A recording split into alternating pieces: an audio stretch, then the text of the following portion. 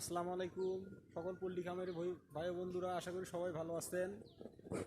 খাঁচাগুলো আমরা সব বাঁধছি। এখন স্ট্যান্ডের দ্বারাই খাঁচাগুলো আমরা সেটিং করব।